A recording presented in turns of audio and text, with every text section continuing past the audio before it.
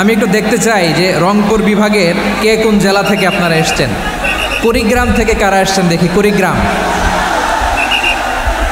মাশাআল্লাহ মাশাআল্লাহ।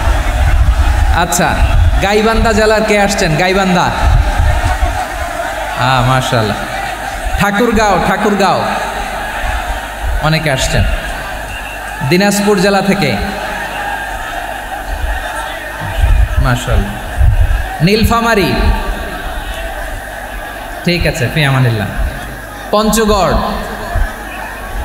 অনেক আসছে। রংপুর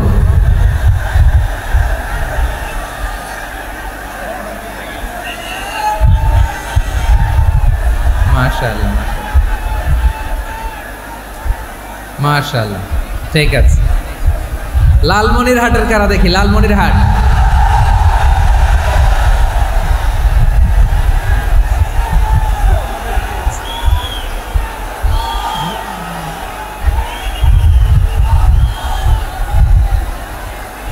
মাশাআল্লাহ মাশাআল্লাহ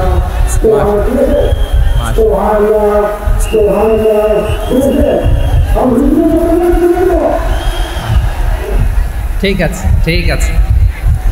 আচ্ছা, এই রংপুর বিভাগের বাইরে থেকে অন্য জেলার কারা কারা আসছেন দেখি? তাও আছে অনেকে, মাশাআল্লাহ, ঠিক আছে ঠিক আছে। আজকের প্রোগ্রামে উপস্থিত আছেন প্রধান অতিথি হিসেবে অধ্যক্ষ আসাদুল হাবিব দুলু ভাই, সাংগঠনিক সম্পাদক বিএনপি, জাতীয় নির্বাহী কমিটির সভাপতি, জেলা বিএনপি লালমনিরহাট। বিশেষ অতিথি হিসেবে আমাদের অনেক ভাইরা এসছেন, সবাইকে শুকরিয়া জানাই। সভাপতিত্ব করছেন জনাব আব্দুল হাকিম। আইন শৃঙ্খলা বাহিনী, প্রশাসন, ভলান্টিয়ার্স, শুনেছি আমি প্রায় 5000 ভলান্টিয়ার্স আপনারা নিয়োগ দিয়েছেন। আলহামদুলিল্লাহ আলহামদুলিল্লাহ, অনেক গোছালো প্রোগ্রাম। আমার প্রাণ ঢালা ভালোবাসা জানবেন, আমার হৃদয়ের গহীন থেকে ভালোবাসা নেবেন, শুভেচ্ছা জানবেন সবাই। ঠিক আছে ঠিক আছে। প্রিয় ভাইরা, আমরা আর কাল বিলম্ব না করে মূল আলোচনায় চলে যেতে চাই। আজকে যে টপিকের উপর আমি কথা বলবো, টপিকটা হচ্ছে peaceful coexistence and communal harmony, শান্তিপূর্ণ সহাবস্থান এবং সাম্প্রদায়িক সম্প্রীতি। আমাদের বাংলাদেশে সাম্প্রদায়িক সম্প্রীতি আছে না নাই? আবহমান কাল থেকে আমরা মুসলিম, হিন্দু, বৌদ্ধ, খ্রিস্টান, পাহাড়ি, নৃগোষ্ঠী মিলেমিশে একাকার, আমরা সবাই মিলে বাংলাদেশ। আওয়াজ করে বলেন ঠিক কিনা? আমাদের পারস্পরিক সম্প্রীতি, ভালোবাসা, সৌহার্দ্যপূর্ণ আচরণ, বোঝাপড়া, এটা বেশ মজবুত। তবে মাঝে মাঝে আমাদের এই সম্প্রীতির ভেতরে অনেকে ফাটল ধরাতে চায়। আমরা যে সুখে আছি, শান্তিতে আছি, এটা অনেকের ভালো লাগে না, ঠিক কিনা বলেন? আমাদের মধ্যে সাম্প্রদায়িক সম্প্রীতি, সৌহার্দ্যপূর্ণ আচরণ, ভালোবাসা, এটা আবহমান কাল ধরে আছে। তার প্রমাণ, আমরা তাফসিরুল মাহফিলের আয়োজন করলে আমাদের হিন্দু ভাইরা ডিস্টার্ব করে না, ঠিক কিনা? এবং আমি যদি বলি হাত তোলেন, হিন্দু ধর্মের কারা কারা এসেছেন, কত শত কত হাজার যে হাত উঠবে, আপনি অবাক হয়ে যাবেন। আমি চাচ্ছি না হাত উঠাতে। খুলনাতে সর্বশেষ যে আমি প্রোগ্রাম করে গেলাম, সেখানে কয়েকশো হিন্দু ভাই আসছে আমাদের আলোচনা শুনতে, আলহামদুলিল্লাহ। অনেক বৌদ্ধরা আসে, অনেক খ্রিস্টানরা আসে। এবার সফরেও অনেক হিন্দু ভাইরা আমার সাথে দেখা করেছে, তারা বলেছে হুজুর আমরা আপনার আলোচনা শুনি, আলহামদুলিল্লাহ বলেন। So it's our responsibility to present our religion to our non-Muslim brothers and sisters. আমাদের অমুসলিম ভাই বোনদের কাছে ইসলামের সৌন্দর্য তুলে ধরা, এটা আমাদের দায়িত্ব। We all are the ambassador of Islam. আমরা প্রত্যেকে দায়িত্বশীল, আমরা প্রত্যেকে এক একজন ইসলামের অ্যাম্বাসেডর, আলহামদুলিল্লাহ বলেন। এজন্য এমনভাবে দ্য বিউটি অফ ইসলাম, ইসলামের সৌন্দর্য আমাদেরকে ফুটিয়ে তুলতে হবে, যাতে করে নন মুসলিমরা শাহাদা পড়ে, কালিমা পড়ে মুসলমান হয়ে যায়। অনেক নন মুসলিম ভাই বোন আমাদের হাতে শাহাদা পড়ে, কালিমা পড়ে মুসলমান হয়েছে, অনেক। সো আমরা যেন ইসলামের বিউটিটাকে তুলে ধরতে পারি এবং এই যে সম্প্রীতি, এটাকে যেন আমরা অটুট রাখতে পারি। আদতে বাংলাদেশের ইতিহাস বলে আমাদের দেশে কোনো দাঙ্গা নাই, আছে? লালমনিরহাটের ভাইয়েরা আওয়াজ করে বলেন, আমাদের দেশে হিন্দু মুসলিম দাঙ্গা আছে? আমরা ভাই ভাই, আওয়াজ করে বলুন তো, আমরা কি ভাই ভাই? কিন্তু কিছু দুষ্ট লোক আছে তারা আমাদের সম্পর্কের মধ্যে ফাটল ধরাতে চায়, ঠিক কিনা বলেন? মাঝে মাঝে ঝগড়া লাগাতে চায়। দেখবেন পত্রপত্রিকায় দেখা যায় বিভিন্ন ধর্মীয় উপাসনালয়গুলোতে হামলা চালানো হয়। এগুলো রাজনৈতিক উদ্দেশ্য প্রণোদিত, এগুলোর সাথে ইসলামের কোনো সম্পর্ক নাই। এজন্য এই দুর্বৃত্তদের ব্যাপারে আমাদের সাবধান থাকতে হবে। আমরা সবসময় যেমনি ঐক্যবদ্ধ, ইউনাইটেড, আমরা যদি এরকম ইউনাইটেড থাকি, এই সমস্ত দুর্বৃত্তদের কালো হাত ভেঙে দিতে আমাদের 1 ঘন্টাও লাগবে না। চিল্লায় বলো ঠিক কিনা? আমরা সংঘবদ্ধ থাকবো। এই যে আমাদের পিসফুল কোএক্সিস্টেন্স, শান্তিপূর্ণ সহাবস্থান। হিন্দুরা পূজা করে, যেদিন হিন্দুদের পূজা অনুষ্ঠান আমরা ওই দিন তাফসির মাহফিল করি না, ঠিক কিনা বলেন? যেদিন আমাদের তাফসিরুল কোরআনের প্রোগ্রাম, ওই দিন আমাদের হিন্দু ভাইরা ডিস্টার্ব করে না। সুবহানাল্লাহ। হিন্দুদের পূজা অনুষ্ঠানে মাদ্রাসার ছাত্র যে পাহারা দেয়, গোটা বিশ্বে এরকম দৃষ্টান্ত নজির বিরল, ঠিক কিনা বলেন? আইন শৃঙ্খলা বাহিনীর পাশাপাশি মাদ্রাসার ছাত্ররা যে সেখানে পাহারা দেয়, গোটা পৃথিবীতে এই দৃষ্টান্ত আপনি পাবেন। মাদ্রাসার ছাত্ররা, তারা তো কোরআনের ধারক, তারা হাদিসের ধারক, তারা কেন মন্দির পাহারা দিবে? এই সম্প্রীতিকে ধরে রাখার জন্য, এই সৌহার্দ্যকে ধরে রাখার জন্য, আমাদের পারস্পরিক ভালোবাসাকে অটুট রাখার জন্য। আওয়াজ করে বলতে হবে, ঠিক কিনা? এখন বলেন, আমাদের এই ভালোবাসা অটুট থাক আমরা চাই কি চাই না? আমরা হিন্দু মুসলিম মিলেমিশে শান্তিপূর্ণ সহাবস্থান, সাম্প্রদায়িক সম্প্রীতি, লালমনিরহাটের ভাইয়ের আওয়াজ করে বলুন, এই সাম্প্রদায়িক সম্প্রীতি আমরা চাই কি চাই না? আল্লাহ এই দেশকে তুমি বরকতময় করো, বাংলাদেশকে তুমি শান্তিময় করো।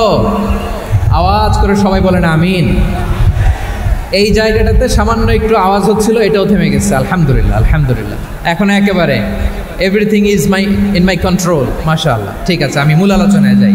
প্রিয় ভাইরা, আমি বলেছিলাম আমার আলোচনার বিষয় হচ্ছে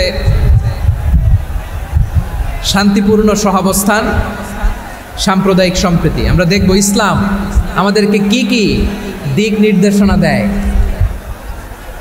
শান্ত হইতে হবে।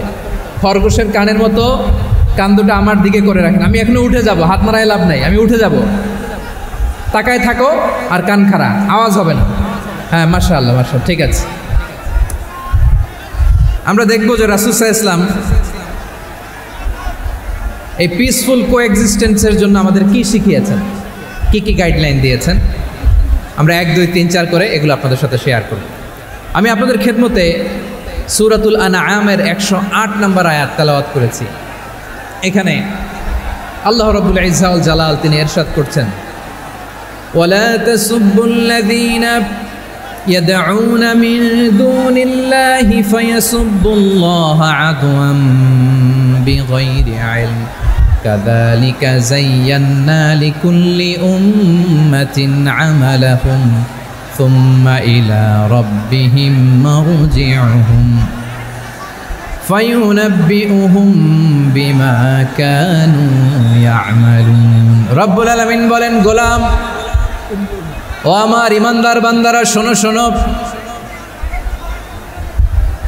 ও আমার বিশ্বাসী বান্দারা, শোনো শোনো।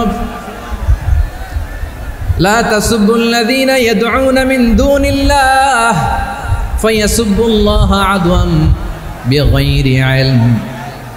ও আমার বিশ্বাসী বান্দারা, যারা আল্লাহকে ব্যতি রেখে, আল্লাহকে বাদ দিয়ে অন্য উপাস্যকে ডাকে, দেবীর পূজা করে, দেবতাদের পূজা করে, তোমরা খবরদার তাদের গালি দিও না। আওয়াজ করে বলেন, কি দিও না? আল্লাহ বলেন, ও বিশ্বাসীরা শোনো, যারা আল্লাহকে ব্যতি রেখে দেবীর পূজা করে, অন্য উপাস্যের পূজা করে, তাদেরকে ডাকে, ওই দেবতাদেরকে তোমরা গালি দিও না। যদি ওই দেবতাদেরকে গালি দাও, তাহলে ভুলবশত, শত্রুতাবশত তারা তোমাদের রব আল্লাহকে গালি দেবে, ঠিক কি না? তোমরা যদি তাদের দেবতাদের গালি দাও, ওরা রেগে তোমার আল্লাহরে গালি দিবে, তাহলে আল্লাহরে গালি খাওয়ানোর কারণ হয়ে গেলাম আমি, ঠিক কি না? বলেন।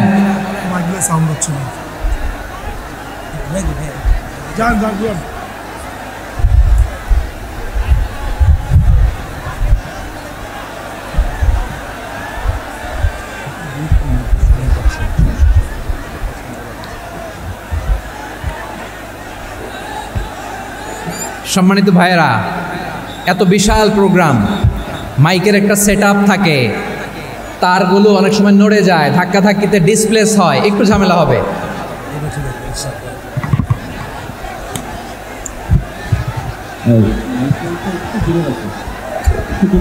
ব্যাস ব্যাস ব্যাস, হ্যাঁ ঠিক ঠিক আছে। একটু একটু সমস্যা হবে মাঝে মাঝে, আপনারা শান্ত থাকলে, শান্ত থাকতে হবে। এইভাবে সাউন্ড নাই, এই নাই, এই বলতে বলতে আমার সময়ও নাই, উঠে যেতে হবে, এগুলো বোকামি। এই বিভাগীয় প্রোগ্রামগুলোতে যাই, চিৎকার চেঁচামেচি করে তোমরা আসো, সময় শেষ, আমাকে উঠে যেতে হয়, আমরা তো বঞ্চিত হলাম। গুরুত্বপূর্ণ অনেক কথা শোনাবো তোমাদের, অনেক। প্রিয় ভাইরা, আপনারা শান্ত হয়ে বসুন, শান্ত হয়ে। রব্বুল আলামিন বলেন, খবরদার বিশ্বাসীরা, আল্লাহ ছাড়া যারা অন্যান্য উপাস্যদেরকে ডাকে, দেবতাদেরকে ডাকে, তাদেরকে তোমরা গালি দিও না। ওই সমস্ত দেবতাদেরকে যদি তোমরা গালি দাও, তাহলে তারা আল্লাহকে গালি দিবে, ঠিক কিনা বলেন? আমরা দেবতাদের গালি দিলে ওরা আল্লাহকে গালি দিবে। রব্বুল আলামিন বলেন, খবরদার দেবতাদেরকে গালি দিও না, তাহলে ওরা তোমার রব আল্লাহরে গালি দেবে। প্রতিটি জাতির জন্য তাদের কাজকে আমি আল্লাহ সুশোভিত করে রেখেছি, তারা সবাই একদিন আমার কাছেই ফিরে আসবে। এরপর আমি রব্বুল আলামিন তাদের আমলনামা তাদেরকে জানিয়ে দেব। সুবহানাল্লাহ পড়েন। প্রিয় ভাইয়েরা, আল্লাহ তাআলা বলেছেন, খবরদার গালি দিও না। আদেশটা কার? আওয়াজ করে বলেন তো। হিন্দুদের দেবতা দেবদেবীদেরকে গালি দেওয়া যাবে না, আওয়াজ করে বলুন প্রিয় ভাইয়েরা, এই আদেশটা কার? এই আপনাদের গলার আওয়াজ। অন্য ধর্মের দেবতাদেরকে যে গালি দেওয়া যাবে না, এই আদেশটা কার? আরো জোরে বলুন, কার? গালি দিবেন কোন দেবতাকে? দিবেন?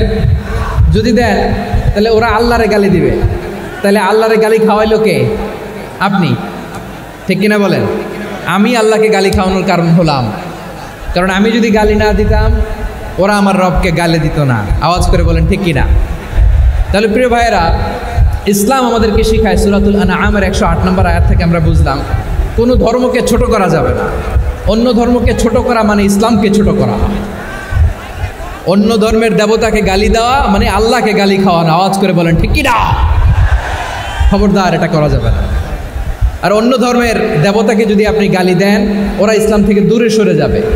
যাও ইসলামের প্রতি আকৃষ্ট হয়েছিল, আর কোনোদিন ইসলামের ধারে কাছে আসবে না। আওয়াজ করে বলেন ঠিক কিনা?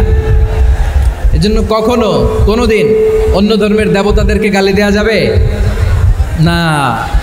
অন্য ধর্মের কোনো দেবতাদেরকে আমরা গালি দিব না, গালি দিব না, বরং ইসলামের beauty, the beauty of Islam, ইসলামের সৌন্দর্যকে আমরা তুলে ধরব। আমরা যদি বিশ্বনবী সাল্লাল্লাহু আলাইহি ওয়াসাল্লামের জীবনের দিকে তাকাই, তাহলে আমি দেখব বিষ্ণু ইসলাম মক্কাতে কিংবা মদিনাতে অন্য ধর্মের লোকদের সাথে খুব পিসফুলি লাইফ লিড করেছেন। হোক মুশরিক, হোক খ্রিস্টান, হোক ইহুদি, বিশ্বনবী সবার সাথে মিলেমিশে ছিলেন। আলহামদুলিল্লাহ বলেন। ইসলাম হচ্ছে পিসফুল রিলিজিয়ান। অন্য ধর্মের প্রতি সহনশীলতার সবক ইসলাম আমাদেরকে দেয়। কিন্তু প্রতিটি মুসলিমের এটা মনে রাখতে হবে, আল্লাহর কাছে পছন্দনীয় গ্রহণযোগ্য ধর্ম, জীবনাদর্শ একটি, সেটা হচ্ছে ইসলাম। আওয়াজ করে বলেন সেটা কি? লালমনিরহাটের ভাইয়েরা আওয়াজ করে বলুন, আল্লাহর কাছে মনোনীত ধর্ম একটি, সেটা কি? এজন্য রব্বুল আলামিন বলেন, ইন্নাদ-দীনা ইনদাল্লাহিল ইসলাম, আল্লাহর কাছে মনোনীত গ্রহণযোগ্য অ্যাকসেপ্টেড ধর্ম মতাদর্শ একটা, সেটা হলো ইসলাম। ইসলাম ছাড়া অন্য কোনো ধর্ম যদি কেউ তালাশ করে, তার ওই ধর্ম আল্লাহ গ্রহণ করবে না। ومن يبتغي غير الإسلام دينا فلن يقبل منه وهو في الآخرة من الخاسرين. Whoever seek anything except Islam, that won't be accepted from him, and he will be loser in the day of judgment. কিয়ামতের দিন ইসলাম ছাড়া কেউ যদি অন্য কোনো ধর্ম তালাশ করেছে দুনিয়াতে, তার এই মতাদর্শ গ্রহণ করা হবে না। and he will be loser, সে হবে লুজার, ক্ষতিগ্রস্ত, হাই হাই কোম্পানির ম্যানেজার। ওর আমও শেষ, সালাও শেষ। আওয়াজ করে বলেন ঠিক কি না? এজন্য ইসলাম পেয়ে আমরা খুশি না বেজার? প্রত্যেক নামাজ শেষে আমরা আল্লাহরে বলি, আল্লাহ রাদিতু বিল্লাহি রাব্বা ওয়া বিল ইসলামি দীনা ওয়া বি মুহাম্মাদিন নাবিয়ান ওয়া রাসূলা। ও আল্লাহ, তোমারে রব হিসেবে পেয়ে আমরা খুশি। ও আল্লাহ, ইসলামকে ধর্ম হিসেবে পেয়ে আমরা খুশি। বিশ্বনবীকে আমাদের রাসূল পেয়ে আমরা খুশি। ঠিক কিনা বলেন? ইসলাম ছাড়া অন্য কোনো ধর্ম আমরা গ্রহণ করব না। ঠিক কিনা বলেন? আল্লাহর কাছে অ্যাকসেপ্টেড রিলিজিয়ান একটা, সেটা ইসলাম। তো বিশ্বনবী সাল্লাল্লাহু আলাইহি ওয়াসাল্লাম মক্কাতে কিংবা মদিনাতে খুব পিসফুলি এক্সিস্ট করেছেন, যে কোনো ধর্মের সাথে মিলেমিশে চলেছেন। তার প্রমাণ আমরা যদি রাসূল সাল্লাল্লাহু আলাইহি ওয়াসাল্লামের বায়োগ্রাফির দিকে তাকাই, তাহলে দেখব তিনি মুশরিকদের সাথে পিস ট্রিটি করেছেন, শান্তি চুক্তি, পিস ট্রিটি, পিস এগ্রিমেন্ট। আপনারা হুদাইবিয়ার সন্ধির নাম শুনেছেন? আমার লালমনিরহাটের কলিজার টুকরা ভাইয়েরা, হুদাইবিয়ার সন্ধির নাম আপনারা শোনেন নাই? 6ষ্ঠ হিজরিতে বিষ্ণু ঈসা ইসলাম মুশরিকদের সাথে এই ট্রিটি করেছেন, চুক্তি। কাদের সাথে? মুশরিকদের সাথে। আমরা তো মুসলমান বসতে পারি না। আমরা দুই মুসলিম ভাই একসাথে বসে চা খেতে পারি না, গল্প করতে পারি না। বিষ্ণু ঈসা ইসলাম মুশরিকদের সাথে ট্রিটি করেছেন, হুদাইবিয়ার সন্ধি। এই সন্ধির আগে মক্কা থেকে কেউ মদিনায় যেতে পারে না, মদিনা থেকে কেউ মক্কায় যেতে পারে না। কিন্তু এই সন্ধির পরে ট্রাফিক স্বাভাবিক হয়ে গেল।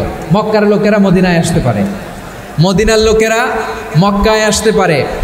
এটাকে বলে সুলহে Hudaibiya, the peace agreement of Hudaibiya, শান্তি চুক্তি।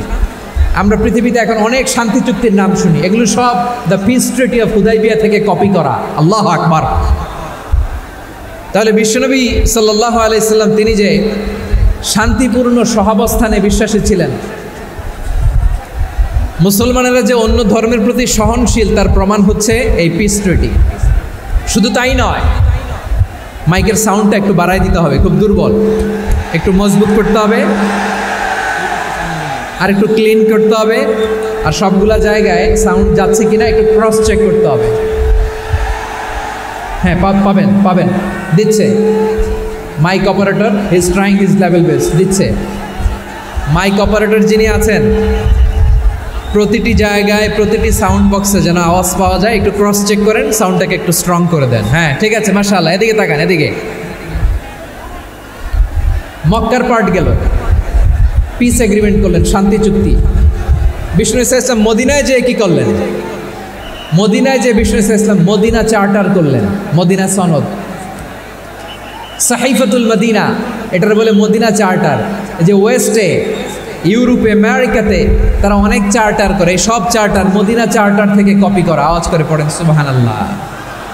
বিষ্ণু ঈসা ইসলাম মদিনায় গেলেন, মদিনাতে মুসলিম, মুশরিক, ইহুদি, এই 3 ধর্মের লোক মিলে সব স্টেক হোল্ডার যারা আছে সবাইকে নিয়ে বিষ্ণু ঈসা ইসলাম মদিনা চার্টার করলেন, মদিনা সনদ। পড়েন সুবহানাল্লাহ। শুধু তাই নয়, মক্কাতে বিশ্বনবী পিস এগ্রিমেন্ট করলেন, শান্তি চুক্তি মুশরিকদের সাথে। মদিনাতে যে বিশ্বনবী মদিনা চার্টার করলেন, মদিনা সনদ করলেন ইহুদিদের সাথে। আবার মদিনাতে বিশ্বনবী ইহুদিদের সাথে পিস ডায়ালগ করলেন, ইন্টারফেথ ডায়ালগ করলেন, আন্তধর্মীয় সংলাপ করলেন। যেই সংলাপের মূল ভিত্তি ছিল তাওহীদ। মূল ভিত্তি ছিল কি? তাওহীদ। বিশ্বনবী ইহুদিদেরকে ডাকলেন, আহ্বান করলেন, قل يا أهل الكتاب تعالوا إلى كلمة سواء بيننا وبينكم ألا نعبد إلا الله ولا نشرك به شيئا ولا يتخذ بعضنا بعضا أربابا من دون الله فإن تولوا فقولوا اشهدوا بأننا مسلمون। বিশ্বনবী মদিনার ইহুদিদের ডেকে বললেন, ও ইহুদিরা, শোনো শোনো, আসো এমন একটা আদর্শের প্রশ্নে আমরা একত্রিত হই, যে আদর্শের প্রচার তোমাদের নবীরাও করেছে, আমিও করি। যে আদর্শের কথা তোমাদের পবিত্র ধর্মগ্রন্থগুলোতে আছে, আমার কোরআনেও আছে, সেটা হলো তাওহীদ। আমরা এক আল্লাহ ছাড়া কারো ইবাদত করব না। আল্লাহর সাথে কাউরে শরীক করব না, আল্লাহ ছাড়া কাউরে রব মানব না। পড়েন সুবহানাল্লাহ। তাহলে আমার প্রিয় লালমনিরহাটের ভাইরা, মদিনাতে যেয়ে তিনি মদিনা চার্টার করলেন, মদিনা সনদ, পিস ডায়ালগ করলেন, শান্তির সংলাপ, ইন্টারফেথ ডায়ালগ করলেন, আন্তধর্মীয় সংলাপ যার ভিত্তি ছিল তাওহীদ। সুবহানাল্লাহ পড়েন। তাহলে অন্য ধর্মের প্রতি সব সময় ইসলাম সহনশীল, টলারেন্স। যদি আপনি দেখতে চান ইসলামের নবী বিশ্ব নবীর দিকে তাকান, ঠিক কিনা বলেন? আমরা তো সংখ্যালঘুদের রাইটস প্রোটেক্ট করার জন্য কত আইন বানাই, কত বৈঠক করি, কত সংবাদ সম্মেলন করি। বিষ্ণু সাল্লাল্লাহু আলাইহি ওয়াসাল্লাম সংখ্যালঘুদের রাইটসের ব্যাপারে, অধিকারের ব্যাপারে যে কথা বলেছেন, শুনলে আপনি অবাক হয়ে যাবেন। বিশ্বনবী বলেন, আলা মান যালামা মুআহাদান আও ইনতাকাসাহু আও কাল্লাফাহু ফাওকা তাআতিহি আও কাল্লাফাহু ফাওকা তাকাতিহি আও আখাযা মিনহু শাইআন বিগাইরি তিবি নাফসিন ওয়া আনা হাজিজুহু ইয়াউমাল কিয়ামা। খবরদার, জেনে রাখো, কেউ যদি কোনো সংখ্যালঘুর উপরে অত্যাচার করে, কোনো সংখ্যালঘুর প্রাপ্য থেকে যদি কেউ কাউকে ঠকায়, সংখ্যালঘুর উপর যদি কেউ কষ্ট দেয়, কোনো সংখ্যালঘুর সম্পদ যদি কেউ জোর করে কেড়ে নেয়, আমি কিয়ামতের দিন বিশ্বনবী ওই সংখ্যালঘুর পক্ষে আর ওই মুসলমানদের বিপক্ষে বাদী হয়ে দাঁড়াবো। সুবহানাল্লাহ বলতে পারলেন না? আল্লাহু আকবার। আপনি নামাজি, আপনি মুসল্লি, আপনি হাজি সাহেব, তাহাজ্জুদ পড়তে পড়তে কপালে দাগ ফেলে দিছেন, আপনার প্রতিবেশী হিন্দু, ভাবছেন আমার তো পাওয়ার আছে, ওর জমিটা দখল করি। বিশ্বনবী বলেন, কিয়ামতের দিন ওই হিন্দুর পক্ষে তোর বিরুদ্ধে আমি বাদী হয়ে দাঁড়াবো। পৃথিবীর কোন ধর্মে এরকম স্টেটমেন্ট পাবেন? পাবেন? আপনি ভাবছেন আপনি নামাজ পড়লে হাজি সাহেব কপালে দাগ ফেলাই দিলে আপনি সেলসেলে জান্নাতে চলে যাবেন না? খবরদার। বিশ্বনবী বলেন, কোনো সংখ্যালঘুর উপর যদি কেউ আক্রমণ করে, তার প্রাপ্য তাকে না দিয়ে যদি তাকে ঠকায়, তার উপর জুলুম করে, তার সম্পদ যদি কেড়ে নেয়, আমি নবী, তুমি মুসলিম হইতে পারো, মুসল্লি হইতে পারো, তার পক্ষে তোমার বিপক্ষে আল্লাহর দরবারে বাদী হয়ে দাঁড়াবো। আচ্ছা লালমনিরহাটের ভাইরা, কথা বুঝতে পারলে আওয়াজ করে উত্তর দেন। বিশ্বনবী যদি কারো বিপক্ষে দাঁড়ায় কিয়ামতের দিন, আই রিপিট, আমি আবারও বলছি, বিশ্বনবী যদি কিয়ামতের দিন কারো বিপক্ষে দাঁড়ায়, ও তো সেলসেলায়া জান্নাতি, তাই না? জান্নাতি না? যে নবীর সুপারিশ ছাড়া জান্নাতের গেটও দেখা যাবে না, ওই নবী যদি বলে তোর বিপক্ষে আমি বাদী হয়ে দাঁড়াবো, ওই জান্নাতে আর ঢোকার কোনো সুযোগ আমাদের থাকবে? এখানেই শেষ না আমার প্রিয় লালমনিরহাটের ভাইয়েরা, এখানেই শেষ নয়। বিশ্বনবী বলেন, মান কাতালা মুআহাদান, বুখারীর বর্ণনা, মান কাতালা মুআহাদান লাম ইয়ারাহ রাইহাতাল জান্নাহ। কেউ যদি, কোনো মুসলিম যদি অন্যায়ভাবে কোনো সংখ্যালঘুকে হত্যা করে, কোনো হিন্দুকে হত্যা করে, কোনো বৌদ্ধরে হত্যা করে, অন্যায়ভাবে কোনো মুসলিম যদি কোনো সংখ্যালঘুরে হত্যা করে, জান্নাতে যাওয়া তো দূরের কথা, ওই মুসলিম জান্নাতের ঘ্রাণও পাবে না। সেই বুখারীর বর্ণনা, মান কাতালা মুআহাদান লাম ইয়ারাহ রাইহাতাল জান্নাহ ওয়া ইন্না রিহাহা লা ইউজাদু মিন মাসিরাতি 40 আমা। যে জান্নাতের ঘ্রাণ 40 বছর দূরের রাস্তা থেকেই পাওয়া যায়। সুবহানাল্লাহ বলেন।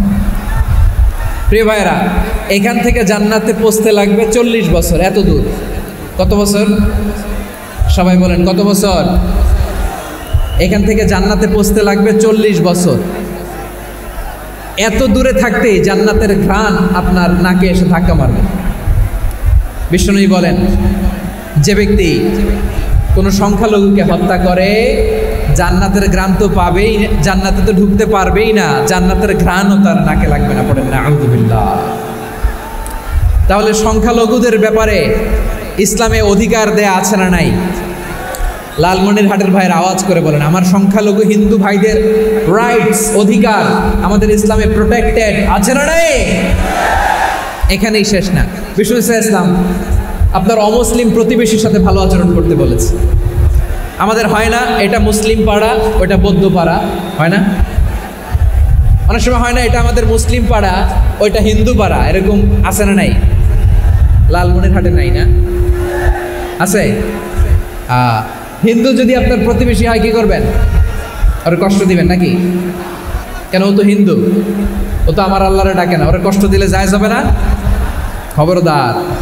বিষ্ণু ঈসা ইসলাম বলেন, মান কানা ইউমিনু বিল্লাহ ওয়াল ইয়াউমিল আখির ফালিউকরিম জারা, যে আল্লাহ বিশ্বাস করে আর আখিরাতে বিশ্বাস করে সেজন্য প্রতিবেশীর সাথে ভালো আচরণ করে। সুবহানাল্লাহ। কলিজা জুড়ায় যায় না আমার নবীর কথাগুলো শুনলে? যে আল্লাহ বিশ্বাস করে, যে আখিরাতে বিশ্বাস করে সেজন্য প্রতিবেশীর সাথে ভালো আচরণ করে। এখানে বলছে মুসলিম প্রতিবেশী, বলছে নামাজি প্রতিবেশী, বলছে আল্লাহওয়ালা প্রতিবেশী, বলছে না। প্রতিবেশী আস্তিক হোক নাস্তিক হোক, প্রতিবেশী মুমিন হোক মুশরিক হোক, প্রতিবেশী হইলেই তার সাথে ভালো আচরণের দরকার আছে না নাই? আমার প্রিয় লালমনিরহাটের ভাইয়েরা, বিষ্ণু ঈসা ইসলাম ওনার ইহুদি প্রতিবেশীদের দেখাশোনা করতেন। আওয়াজ না শোনা যাক, আমারও তো দেখা যায়, আমারও তো দেখা যায়। তাকায় থাকেন, তাকায় থাকলে সওয়াব হবে।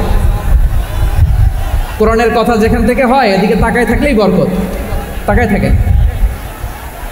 জি জি, মাইক, আমি তো আর মাইক ঠিক করতে আসি না এদিকে, এই মাইক ঠিক করবো, ওই মাইক ঠিক করবো, ওদিকে পাইলট বলবে হুজুর চলে আসুন। জি বসুন, বসুন, মাশাআল্লাহ। হ্যাঁ, খুব শান্ত, ঠিক আছে। পুলিশ ভাইরা না খেয়ে দিনরাত আপনারা যাতে সুশৃঙ্খল একটা প্রোগ্রাম উপহার পান এটাই চেষ্টা করতেছে, আপনাদেরকে কষ্ট দিতে আসে নাই, একটু একটু সহযোগিতা করেন। জি মাশাআল্লাহ, হ্যাঁ ঠিক আছে। আমার প্রিয় ভাইরা, প্রতিবেশী আস্তিক হোক নাস্তিক হোক, মুসলিম হোক হিন্দু হোক, তার সাথে ভালো আচরণ করতে হবে। বিষ্ণু ঈসা ইসলাম ওনার ইহুদি প্রতিবেশীর বাসায় যেতেন। কোন প্রতিবেশী? ইহুদি। আওয়াজ করে বলেন, কোন প্রতিবেশী? ইহুদি। এক ইহুদি কিশোর বিষ্ণু ঈসা ইসলামের খেদমত করতে, ইহুদি ছেলে আমার নবীর খেদমত করতো, তারা ছিল নবীর প্রতিবেশী। তো অনেক দিন হয় ইহুদি ছেলেটা আসে না। বিষ্ণুনবী খোঁজ দিলেন, ঘটনা কি? একটা ইহুদি ছেলে না আমার খেদমতে আসতো, ছেলেটা কই? খোঁজ নিয়ে জানলেন ছেলেটা অসুস্থ। বিষ্ণু ঈসা ইসলাম ওই ইহুদির বাড়িতে চলে গেলেন ওই ছেলেটাকে দেখা করার জন্য, ভিজিট করার জন্য। সুবহানাল্লাহ পড়বেন না? গেলেন, যে দেখে ইহুদি ছেলেটা মুমূর্ষ, জান জান যায় যায় ভাব, বিছানায় পড়ে আছে, তার বাবা দাঁড়ানো। বিশ্বনবী তার মাথার পাশে বসলেন, মাথায় হাত বুলিয়ে দিলেন, আর ছেলেটাকে বললেন আসলিম, হে ইহুদি ছেলে আসলিম, ইসলাম ধর্ম গ্রহণ করো। তো ছোট্ট ছেলে ভাবে আমরা ইহুদি, এখন ইসলাম ধর্ম গ্রহণ করলে আব্বা যদি বকা দেয়। ফানাযারা ইলা ওয়াজহি আবি, ছেলেটা তার বাবার চেহারার দিকে তাকালো, দেখে আব্বা কি কয়। আব্বা যদি বলে তাইলে ইসলাম ধর্ম গ্রহণ করবে। ইহুদি ছেলেটা তার বাবার দিকে যখন তাকালো, ওর বাবা বলে আতি আবুল কাসিম, আবুল কাসিম যা বলে তাই করো। আবুল কাসিম হচ্ছে বিষ্ণু ঈসা ইসলামের একটা কুনিয়াত, উপনাম। আমার রাসূলের বড় ছেলের নাম ছিল কাসেম। যেমন দেখবেন আমাদের এলাকায় কারো ছেলের বড় ছেলের নাম যদি হয় আব্দুল্লাহ, এরা আব্দুল্লাহর বাপ বলে ডাকে। কারো বড় মেয়ের নাম যদি হয় ফাতেমা, এরা কি ডাকে? ফাতেমার বাপ বলে না? তো বিষ্ণু ঈসা ইসলামের বড় ছেলের নাম ছিল কাসেম। ইহুদি বাবা বলল আতি আবুল কাসেম, আবুল কাসেম যা বলে তাই শোনো, মানে মোহাম্মদ যা বলে তাই শোনো। এই কথা শুনে ছেলে সাহস পাইছে, ছেলে আবার পড়তে আরম্ভ করলো আশহাদু আল্লাহ ইলাহা ইল্লাল্লাহ ওয়া আশহাদু আন্না মুহাম্মাদার রাসূলুল্লাহ, পড়েন আল্লাহু আকবার। বিশ্বনবীর আহ্বান শুনে ওই আহ্বানে সাড়া দিয়ে ইহুদি ছেলে শাহাদা পড়ে মুসলমান হয়ে গেল। তার হৃদয়টারে ইমানের নূর দিয়ে আলোকিত করে দিল কে? প্রিয় ভাইরা, এবার রাসূল সাল্লাল্লাহু আলাইহি ওয়াসাল্লাম বের হয়ে আসলেন ঘর থেকে, আর বললেন আলহামদুলিল্লাহিল্লাযী আনকাযাহু মিনান নার, প্রশংসা সে আল্লাহর যে আল্লাহ জাহান্নামে চলে যাচ্ছিল প্রায় এমন একটা লোককে মুহূর্তের মধ্যে কালেমায়ে শাহাদাতের বদৌলতে জান্নাতি বানায় দিলেন। আওয়াজ করে পড়েন সুবহানাল্লাহ। এই হাদিস থেকে আমরা কি শিখলাম? What is the moral of the story? এক নম্বর স্টোরি হলো, প্রতিবেশী ইহুদি হোক হিন্দু হোক, যাবেন, সুসম্পর্ক রাখবেন, উপহার দিবেন, বিপদে পাশে দাঁড়াবেন, তাইলেই তো আপনাদের প্রতি, মুসলমানদের প্রতি তারা আকৃষ্ট হবে, ঠিক কিনা বলেন? আপনি যদি হিন্দুদের সাথে বৌদ্ধদের সাথে নাই মিশেন, নাস্তিকের কাছে নাই যান, তো ইসলামের সৌন্দর্যটা ওরা বুঝবে কেমনে? আমার অনেক হিন্দু পরিচিত ভাই আছে, ওরা আমাদের ইফতারির প্রোগ্রামে এসে একসাথে ইফতারি করে। অনেক মদখোর আমার সাথে বসে একসাথে ডিনার করে, হাফ প্যান্ট পরা, গলায় স্বর্ণের চেইন, হাতে স্বর্ণের ব্রেসলেট, আইসা আমার সাথে ডিনার করছে, আছে এরকম। গাঁজাখোর। আমি বলি আসো, welcome welcome to my dinner, আসো বসো। বসলেই তো আমি ওর ডিএনএ, চিন্তার ডিএনএ চেঞ্জ করে দেওয়ার সুযোগ পাবো। চিল্লায় বলো ঠিক কি না? আসতে হবে আমার কাছে। Our door is open, the door of Islam is open 24/7। সব সময় আমাদের ইসলামের দরজা আমার অমুসলিম ভাইদের জন্য খোলা আছে না নাই? এই হাদিস থেকে দুইটা শিক্ষা। এক নম্বর শিক্ষা, প্রতিবেশী মুসলিম হোক অমুসলিম হোক, যান। অসুস্থ হইলে একটু আপেল নিয়ে যান, আঙ্গুর নিয়ে যান, কমলা নিয়ে যান, তাদের সাথে ভালো আচরণ করেন। ইসলামের বিউটি দেখে, সৌন্দর্য দেখে অবাক হবে। নসিব ভালো হলে কোনোদিন কালিমা পড়ে মুসলমান হয়ে যাবে, ঠিক কিনা বলেন? তাহলে অমুসলিমের সাথে ভালো সম্পর্ক। বিশ্বনবী ইহুদির বাড়িতে গেলেন, ইহুদির বাড়ি, আর আমার মুসলমান ভাই আমার কাফের বলে, এরকম আছে না নাই? মুসলিম মুসলিমরা দেখতে পারে না, সহ্য করতে পারে। বিশ্বনবী সাল্লাল্লাহু আলাইহি ওয়াসাল্লাম ইহুদির বাড়িতে গেলেন, এটা একটা শিক্ষা। আরেকটা শিক্ষা হলো, ভাইয়েরা ধাক্কা মেরে এসে সামনে এসে কি লাভ? প্রোগ্রাম তো শেষ হচ্ছে, এখনই শেষ হচ্ছে। তো এই যে আমাদের বকশি ভাই ওয়াদা নিল, হাত তোলালো, মিম বলে এত কথা বললো, তো আমি জেলায় জেলায় যে খালি হাত নাড়াই তোমাদের জন্য নাকি? হ্যাঁ, হাত নাড়াই শুধু। এই ধাক্কাইতে ধাক্কাইতে এদিকে এসে হাত নাড়াইতেছে, হয়েছে তো, দেখলাম তো, ঠিক আছে, মাশাআল্লাহ। অনেক সুশৃঙ্খল, অন্যান্য যে কোনো জেলার চেয়ে অনেক সুশৃঙ্খল। আমার দিকে তাকাও, আমার দিকে তাকাও, ঠিক আছে। এই যে দাঁড়িয়ে আছে, একটা ছেলে নড়ে না, দেখছেন? মাশাআল্লাহ মাশাআল্লাহ মাশাআল্লাহ। হ্যাঁ, এইভাবেই। আর কয়েকটা মজাদার কথা আছে, শোনো। এই হাদিস থেকে আমাদের শিক্ষা হলো, আমার প্রতিবেশী যেই ধর্মের হোক আমি সম্পর্ক রাখবো। অসুস্থ হলে যাব, কি বলেন ভাইরা? যাবেন না? যাবেন না আপনারা? আচ্ছা, 2 নম্বর শিক্ষা হলো, বিষ্ণু ঈসা ইসলামের খাদেম ছিল ইহুদি, এতদিন খেদমত করলো, একদিনও বিশ্বনবী ওর কালিমার দাওয়াত দেয় নাই। কারণ কি? বিশ্বনবী একটা ভালো সময়ের অপেক্ষা করতেছিলেন, প্রপার টাইমিং। দাঈর কাজ হচ্ছে দাঈ ইলাল্লাহ, সে হচ্ছে সুযোগ সন্ধানী। দাঈ সুযোগ খোঁজে, কখন দাওয়া দিলে ব্যাটে বলে হবে, ঝোপ বুঝে কোপ মারে, ঠিক কিনা বলেন? বিষ্ণু ইসলাম ভালো সময়ের অপেক্ষা করতেছিলেন, দেখি ভালো সময় আসুক আসুক আসুক আসুক। আস্তে আস্তে এমন সময় আসছে, ছেলে এবার মুমূর্ষ। অসুস্থ ব্যক্তির হৃদয় অত্যন্ত নরম থাকে।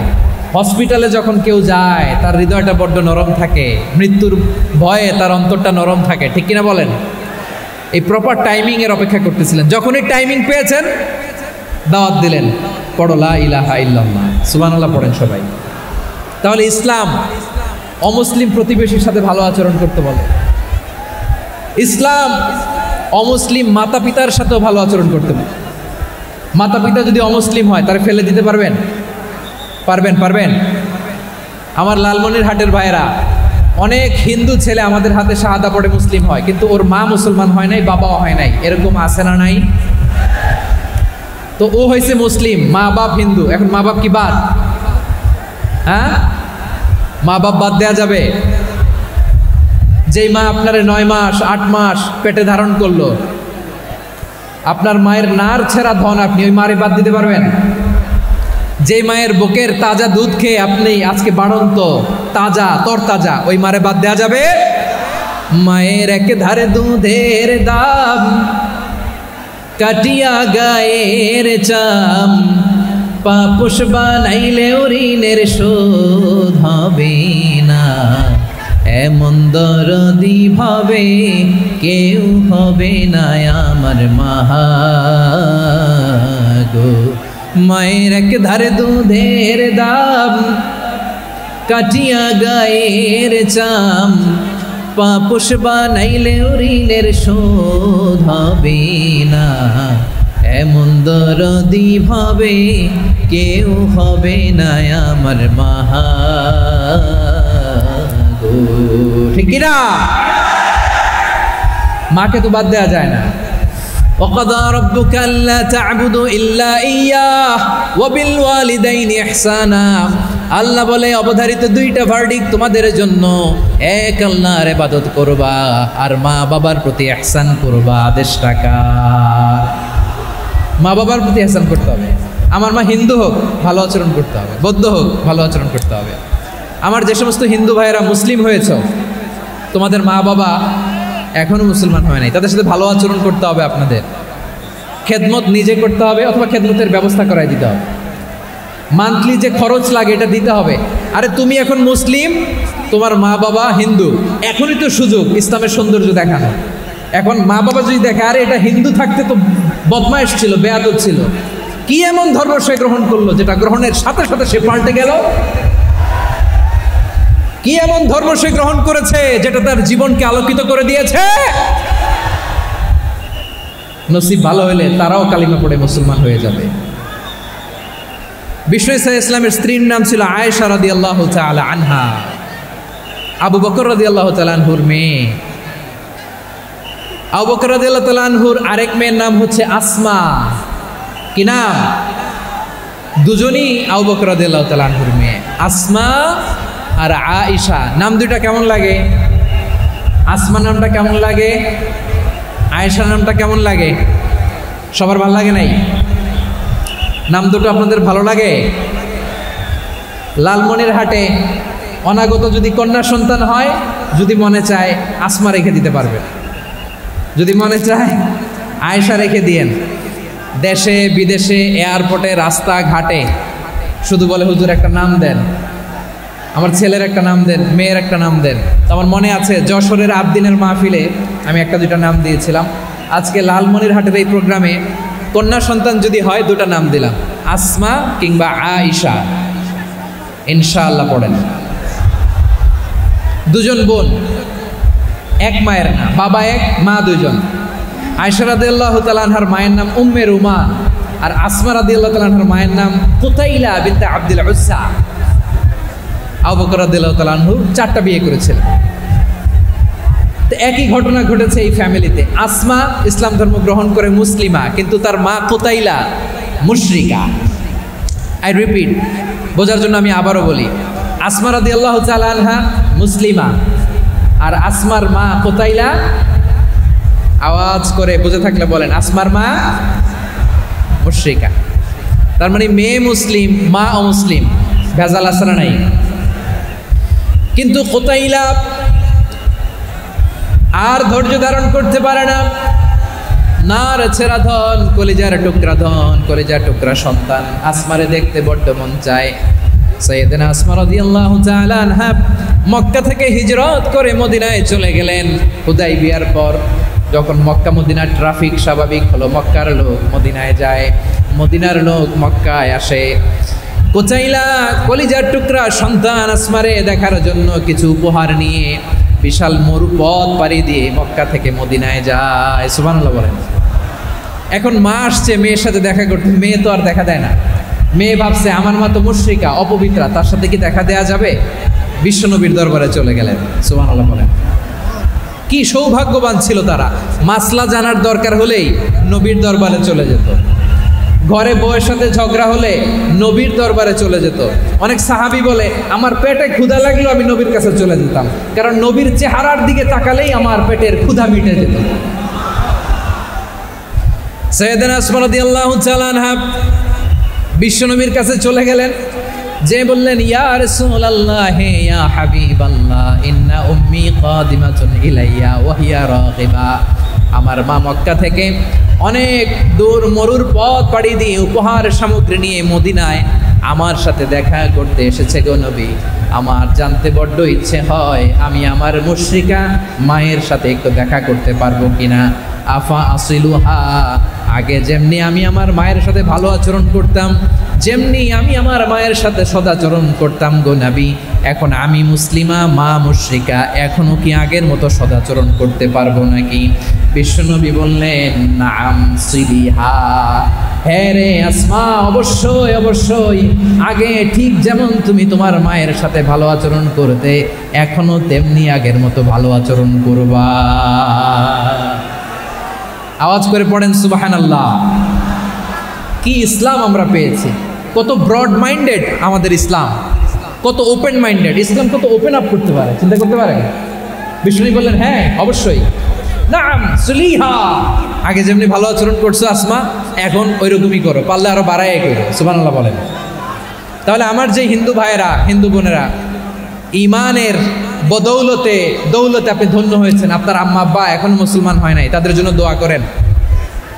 তাদের জন্য দোয়া করেন, আল্লাহ যেন তাদেরকেও ঈমানের দৌলত দান করে। আমরা সবাই পড়ি আমিন, আরো জোরে পড়েন আমিন। এখন বলেন, ইসলাম কি ন্যারো মাইন্ডেড রিলিজিয়ান না ব্রড মাইন্ডেড? লালমনিরহাটের যুবক ভাইরা আওয়াজ করো, ইসলাম কি ন্যারো মাইন্ডেড না ব্রড মাইন্ডেড?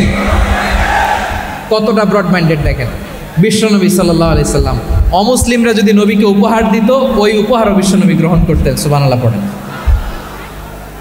আপনার অমুসলিম বন্ধু যদি উপহার দেয়, সেটাও আপনি নিতে পারবেন, যেটা নেওয়া জায়েজ। কিন্তু আপনার বন্ধু যদি আপনার মদের বোতল দেয়, নিতে পারবেন? হ্যাঁ, মদের বোতল দিলে পারবেন না। আপনার বন্ধু যদি আপনার পর্ক দেয়, পর্ক, শুকরের গোশত মিশ্রিত কোনো খাবার, ওটা নিতে পারবেন না। হালাল যে কোনো জিনিস নিতে পারবেন। বিশ্বনবী সাল্লাল্লাহু আলাইহি ওয়াসাল্লাম অমুসলিমদের দেয়া হাদিয়া গ্রহণ করতেন। কেমন নবী ছিলেন? আমার নবীরে চিনে নেন, আমার নবীর অ্যাটিটিউড জেনে নেন। বিশ্বনবী সাল্লাল্লাহু আলাইহি ওয়াসাল্লাম যখন কোনো জনপদে যেতেন, 3টা অপশন নিয়ে যেতেন। প্রিয় ভাইয়ের আওয়াজ করে বলতে হবে, কোনো জনপদে গেলে আমার নবীর অপশন থাকতো কয়টা?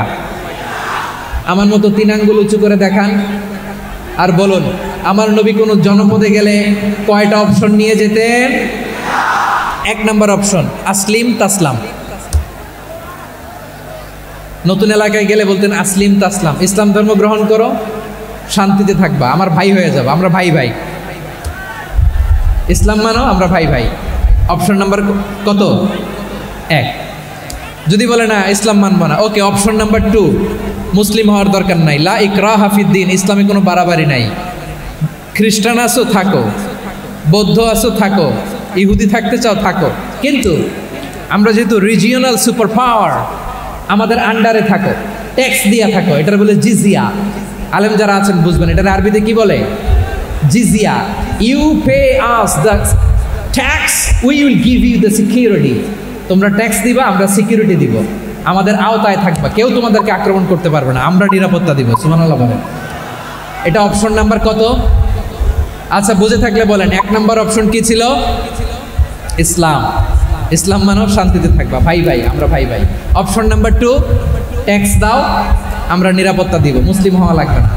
এখন 1 নম্বরও মানে না, 2 নম্বরও মানে না, মুসলিম হবো না, ভালো, খ্রিস্টান থাকো, ট্যাক্স দাও, আমরা সিকিউরিটি দিব না, এইটাও মানি না। বিষ্ণুই বলেন, তাহলে তলোয়ার আমাদের আর তোমাদের মাঝে ফয়সালা করবে।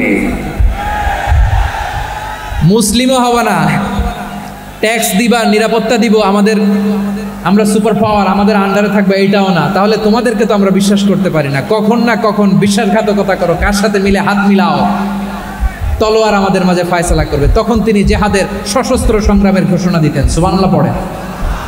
দেখেন, পশ্চিমারা জেহাদকে এইভাবে চিত্রায়িত করে না। ওরা জেহাদ বলতে বোঝায় তলোয়ার, হাত কাটো, গলা কাটো না। জেহাদ সশস্ত্র সংগ্রাম 3 নম্বরে। অধিকাংশ ক্ষেত্রেই বিশ্বনবীর সুন্দর আচরণ দেখে, আরে আমার নবীর যে নুরানি চেহারা, অনেকে তো কেবল সিরেফ চেহারাটা দেখেই কালিমা পড়ে মুসলমান হয়ে গিয়েছে। যারা মুসলিম হয় নাই, তারা তাদের ইসলামেই বলবৎ ছিল, ট্যাক্স দিয়ে ইসলামের আন্ডারে ছিল। যারা এটাও মানে নাই, ওইটাও মানে নাই, তাদের বিরুদ্ধে জেহাদ। বিষ্ণু ইসলাম 7ম হিজরিতে যখন খায়বার বিজয়ের পরে ইসলাম রিজিওনাল সুপার পাওয়ার হিসেবে আত্মপ্রকাশ করলো, বিশ্বনবী চিঠি লিখলেন অন্যান্য সুপার পাওয়ারের কাছে, রাষ্ট্রীয় চিঠি লেখে এক রাষ্ট্রপ্রধান আরেক রাষ্ট্রপ্রধানের কাছে। ঠিক কিনা বলেন?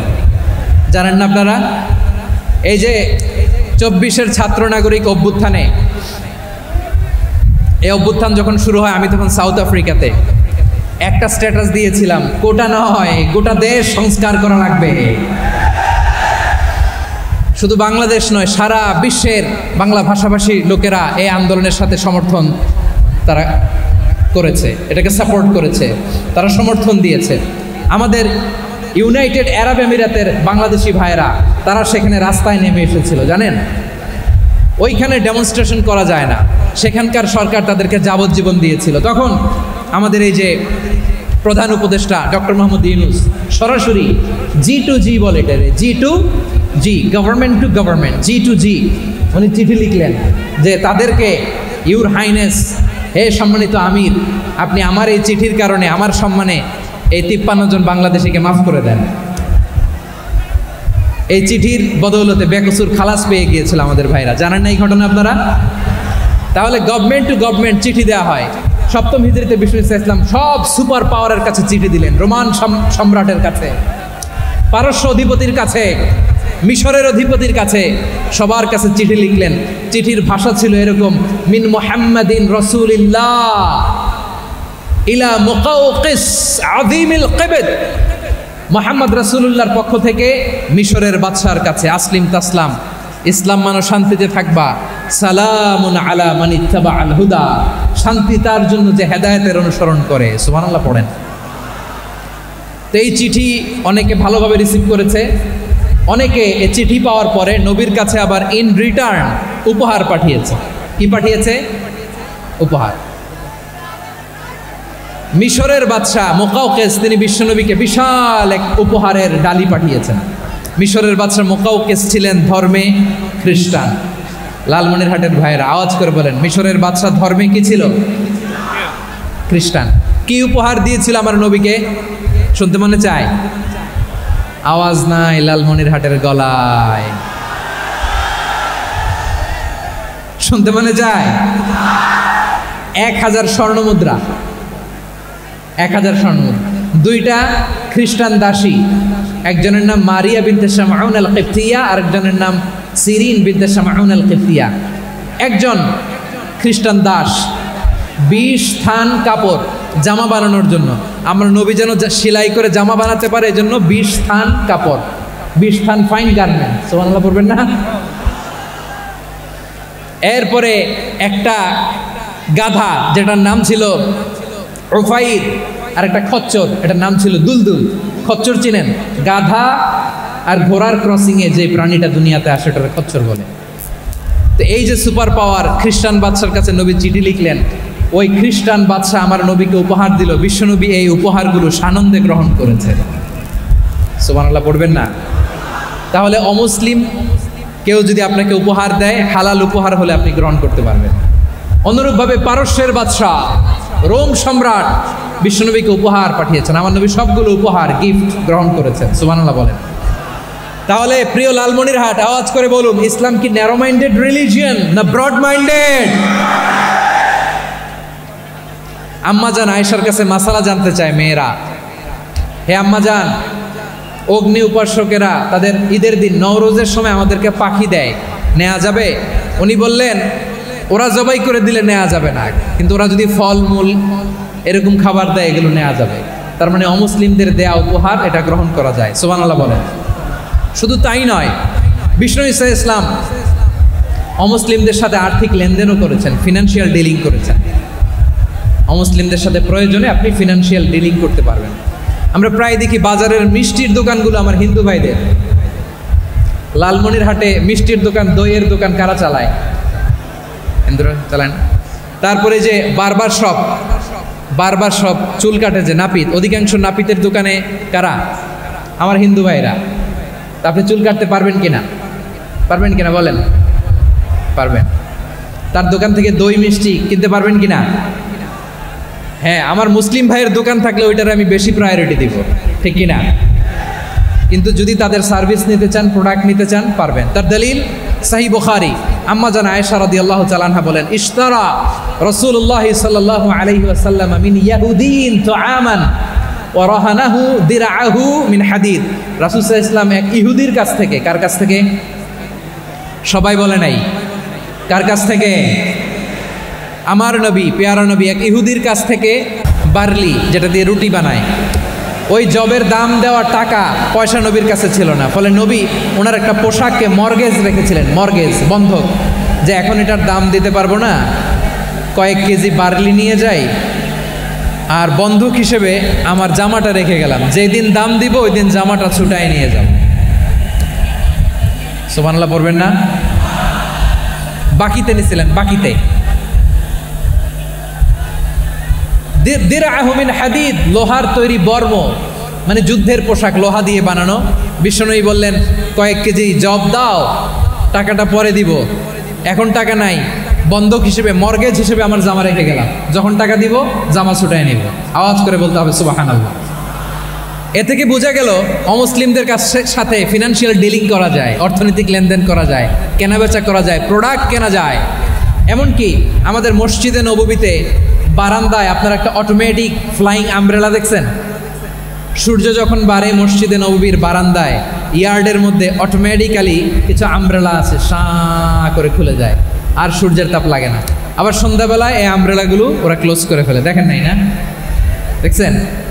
এই মসজিদে নববীকে সর্বোচ্চ উন্নত মানের কনস্ট্রাকশন ইনফ্রাস্ট্রাকচারে ডেভেলপ করার জন্য কর্তৃপক্ষ কিছু অমুসলিম ইঞ্জিনিয়ারের ডিজাইনারের সহায়তা নিয়েছিল। সুবহানাল্লাহ বলেন। কোন দলিলের ভিত্তিতে? এই দলিলের ভিত্তিতে যে বিষ্ণু ঈসা ইসলাম অমুসলিমদের সাথেও লেনদেন করেছেন। আওয়াজ করে বলতে হবে আল্লাহু আকবার। শুধু তাই নয়, ইন কেস অফ ইমার্জেন্সি, প্রয়োজনে ইসলামের খাতিরে ইসলামকে সামনের দিকে এগিয়ে নিয়ে যাওয়ার জন্য অমুসলিমদের সাপোর্ট নেওয়া জায়েজ আছে। সুবহানাল্লাহ বলেন। অমুসলিমদের সাপোর্ট নেয়া, তাদের থেকে অর্থ নেয়া, পলিটিক্যাল সাপোর্ট, পলিটিক্যাল অ্যাসাইলাম নেওয়া জায়েজ আছে। আমাদের অনেক বিশ্ববরেণ্য দায়ীরা আমেরিকায় অস্থায়ীভাবে অ্যাসাইলাম নিয়ে থাকে, নিজের দেশে গেলে ফাঁসিতে ঝুলাই দিবে। যুগ যুগ ধরে দায়ীদের উপরে এরকম অত্যাচার আর নির্যাতন আছে না নাই? মিশরের অনেক দায়ীরা পাশ্চাত্যে যেয়ে থাকে, এই যে তারা পলিটিক্যাল অ্যাসাইলাম নিয়ে থাকে, রাজনৈতিক আশ্রয়, এটা জায়েজ আছে না? এটা যে জায়েজ আছে তার প্রমাণ স্বয়ং বিশ্বনবী সাল্লাল্লাহু আলাইহি ওয়াসাল্লাম পলিটিক্যাল সাপোর্ট নিয়েছিলেন অমুসলিমদের কাছ থেকে। সুবহানাল্লাহ বলেন। খুব মজাদার একটা ঘটনা, শুনবেন? আপনাদের আগ্রহ দেখে তো মনে হয় না শোনার ইচ্ছা আছে। আছে আছে, গলায় জোর আছে। লিল্লাহি তাকবীর, লিল্লাহি তাকবীর, নারে তাকবীর। মাশাআল্লাহ।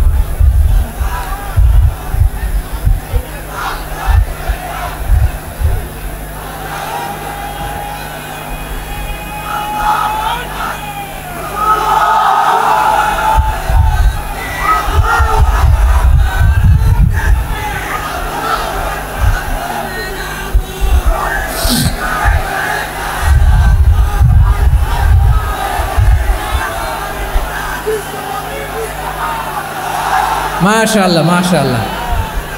থামুন থামুন আমার ভাইরা। বিশ্বনবীর বয়স তখন প্রায় 51 বছর। কত বছর? বিশ্বনবীর সবচেয়ে কাছের মানুষ খাদিজা রাদিয়াল্লাহু তাআলা আনহা ইন্তেকাল করেছেন। বিশ্বনবী বড্ড কষ্ট পেলেন, হৃদয়টা ভেঙে খান খান। যিনি ঘরের ভেতরে বিশ্বনবীকে সান্ত্বনা দিতেন, ভালোবাসা দিতেন, বাইরে গেলে কুরাইশরা বকাঝকা করে, অত্যাচার করে, কিন্তু আম্মাজান খাদিজা রাদিয়াল্লাহু তাআলা আনহা ঘরটারে এমন শান্তির নীড় বানায় রেখেছেন, এই ঘরের ভিতরে ঢুকলে বিশ্বনবীর কলিজাটা ঠান্ডা হয়ে যেত।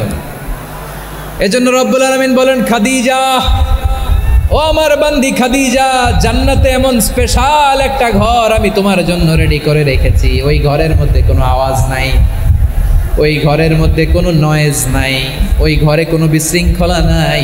কারণ মক্কার জমিনে আমার নবী কুরাইশদের বিশৃঙ্খলা, নয়েজ আর ঝামেলাগুলোকে উপেক্ষা করে যখন তোমার ঘরের ভিতরে ঢুকতো, ঘরটারে তুমি শান্তির নীড়, ঠান্ডা, নীরব, নিস্তব্ধ, নিঝুম আর শান্তির নীড় বানিয়ে রেখেছ। এজন্য জান্নাতে স্পেশাল একটা শান্তির নীড় আমি তোমারে উপহার দেব। ওই প্রিয়তমা স্ত্রী খাদিজা ইন্তেকাল করলেন, বিশ্বনবীর হৃদয় ভেঙে খান খান। আবার ওনার চাচা আবু তালেব ইন্তেকাল করলেন, যিনি পলিটিক্যাল শেল্টার দিতেন নবীকে। কে দিতেন? আবু তালেবের ভয়ে, বিশ্বনবীর এই চাচার ভয়ে কোনো মুশরিক নবীর গায়ে হাত দেওয়ার সাহস পায় নাই। এখন স্ত্রীও নাই, চাচাও নাই, নবীকে আশ্রয় দেওয়ার কেউ নাই। নবীর চারদিকে অন্ধকার। নবী এখন কই যাবেন? আমার পেয়ারা নবী নতুন স্টেশন খুঁজতেছেন, নতুন দাওয়াতি প্ল্যাটফর্ম খুঁজতেছেন। তিনি যায়েদ বিন হারেসা রাদিয়াল্লাহু তাআলা আনহুকে নিয়ে মক্কার পাশের একটা নেইবরিং সিটি তায়েফে চলে গেলেন। কোথায় চলে গেলেন? লালমনিরহাটের ভাইয়ের আওয়াজ করে বলেন, কোথায় গেলেন? তায়েফে চলে গেলেন দিনের দাওয়াত দেওয়ার জন্য। কি দেওয়ার জন্য? নাকি জমি কিনতে গেছিলেন? জমি কিনতে, দুনিয়ার যশ খ্যাতির জন্য, নিজের কোনো লাভের জন্য? তায়েফবাসীদেরকে জাহান্নামের আগুন থেকে বাঁচানোর জন্য। আওয়াজ করে বলতে হবে, ঠিক কিনা? বিশ্বনবী বিশাল মরুপথ, পাহাড়ি পথ পাড়ি দিয়ে তায়েফের মরুজমিনে গেলেন কোরআনের দাওয়াত নিয়ে, ইমানের দাওয়াত নিয়ে। কিন্তু তায়েফের লোকেরা বিশ্বনবীর দাওয়াতকে শুধু প্রত্যাখ্যান করেই থামে নাই, তারা বিশ্বনবীর সাথে অত্যন্ত খারাপ আচরণ করেছে, বিশ্বনবীকে শারীরিকভাবে হেনস্থা করেছে, আমার নবীকে শারীরিকভাবে অত্যাচার করেছে, আমার পেয়ারা নবীর গায়ে পাথর মেরেছে, বিশ্বনবীর গা বেয়ে ঝরঝর করে রক্ত ঝরেছে, নবী জামিনের মধ্যে লুটিয়ে পড়েছেন, আবার মেরেছে, আবার নবী হাঁটতে শুরু করলেন পেছন থেকে, আবার মেরেছে, আবার নবী রক্তাক্ত হয়ে জামিনের মধ্যে লুটিয়ে পড়লেন, আবার মেরেছে। বিশ্বনবীর মতো এত সুশ্রী মানব, বিশ্বনবীর মতো এত শুভ্র মানব, বিশ্বনবীর মতো এমন চমৎকার দেহাবয়ব দিয়ে রব্বুল আলামিন কাউকে বানান নাই। এরকম চমৎকার মানুষটাকে তারা তায়েফের ওই জমিনে রক্তাক্ত করেছে। বিশ্বনবী দুনিয়ার কোনো স্বার্থের জন্য সেখানে যান নাই, নিজের কোনো লাভের জন্য, প্রাপ্তির জন্য যান নাই, তায়েফবাসীদের জাহান্নামের আগুন থেকে বাঁচাতে গিয়েছে। ঠিক কিনা বলেন? খেয়ে না খেয়ে দিন প্রচারের কাজে নিজেকে দিয়েছ বিলিয়ে, তায়েফের কাফিরেরা চিনল না সে আলো, দুষ্ট ছেলেদের পিছু দিল লেলিয়ে, পাথরের আঘাতে ক্ষত বিক্ষত হয়ে সারা শরীর থেকে রক্ত ঝরে। হে রাসূল তোমাকে ভুলি আমি কেমন করে, হে রাসূল তোমাকে ভুলি আমি কেমন করে। পারেন না আপনারা? ধরুন আমার সাথে। হাজার ব্যথা বেদনার পরে ফিরে আসনি তুমি আপন ঘরে, দিনের আলো তুমি ছড়িয়ে দিতে, চলে গেলে মদিনায় মক্কা ছেড়ে। হে রাসূল তোমাকে ভুলি আমি কেমন করে, হে রাসূল তোমাকে ভুলি আমি কেমন করে। ঠিক কিনা বলে? প্রিয় ভাইরা, তায়েফের ছেলেরা নবীকে রক্তাক্ত করলো। আমার নবী কই যাবে? কই যাবে? মক্কায় জায়গা নাই, তায়েফে জায়গা নাই। তায়েফ থেকে ভারাক্রান্ত মন নিয়ে আমার নবী মক্কায় ফিরে আসলেন। বিশ্বনবী মক্কায় ঢুকতে পারেন না।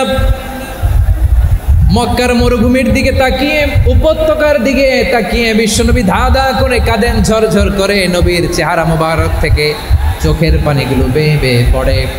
আমার জন্মস্থান, আমার শৈশব, কৈশোর, যৌবন কেটেছে এই মক্কায়, আমার এলাকায় আমি ঢুকতে পারি না। বিশ্বনবী মক্কার অনতি দূরে দাঁড়িয়ে জায়েদকে পাঠালেন, জায়েদ যাও দেখো কেউ আমাকে সাপোর্ট করার মতো আছে কিনা, যাও অমুকের কাছে যাও। জায়েদ গেলেন, তারাও প্রত্যাখ্যান করে ফিরিয়ে দেয়। বিশ্বনবী বললেন যাও অমুক লোকের কাছে যাও, তিনিও প্রত্যাখ্যান করে ফিরিয়ে দিলেন। কেউ বিশ্বনবীকে আশ্রয় দিতে রাজি হয় না।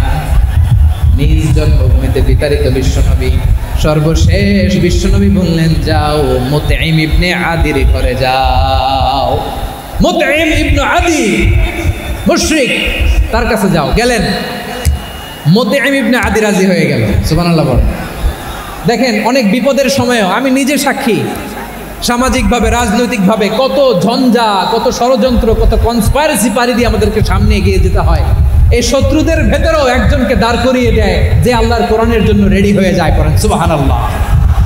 মুতঈম ইবনে আদি, আল্লাহ তার মনকে নরম করে দিলেন। মুতঈম বলে মুহাম্মদ আমি তোমাকে আশ্রয় দিব। তার দুই ছেলেকে পাঠালেন, যাও খোলা তলোয়ার নিয়ে, স্কট দিয়ে, গার্ড অফ অনার দিয়ে মোহাম্মদকে মক্কায় ঢুকাও, আর বলো আমি আমান দেব। আমান কি দিব? আমান মানে সিকিউরিটি, নিরাপত্তা।